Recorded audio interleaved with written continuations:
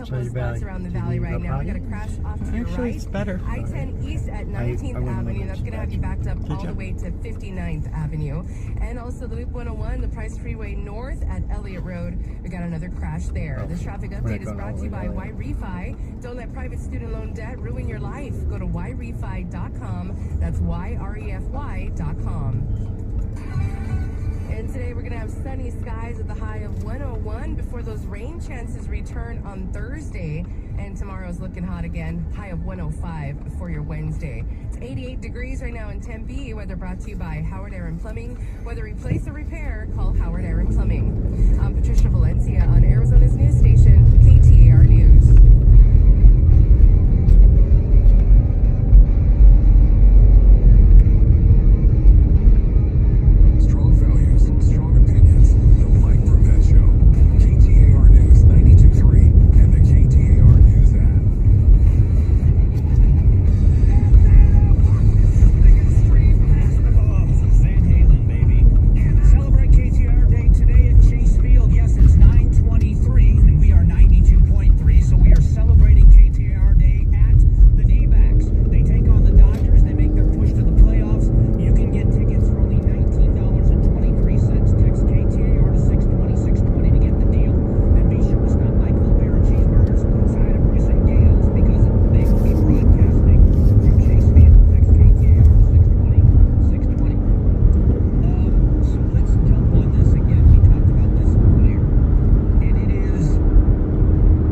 America is tiring of a lot of this.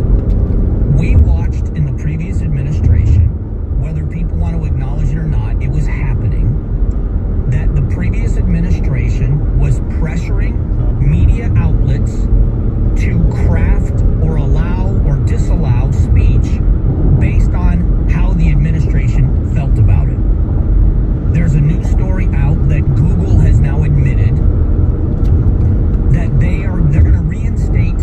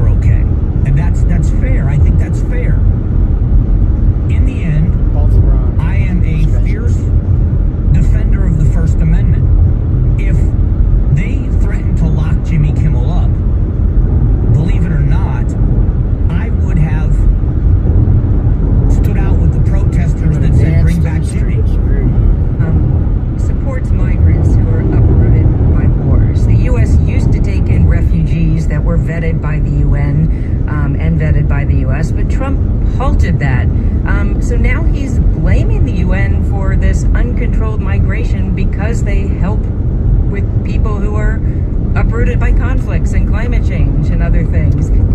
I think he was pretty, most of the people in the audience kind of looked perplexed by what he was talking about. He blasted, for instance, London's mayor and said that Sadiq Khan is terrible and London is headed toward Sharia law. And a spokesperson for the mayor said they wouldn't dignify these, quote, appalling and bigoted comments. So I think, you just had this president who was talking about uncontrolled migration, putting the blame on foreigners for all the world's problems in a room full of dignitaries who are trying to resolve problems like he is.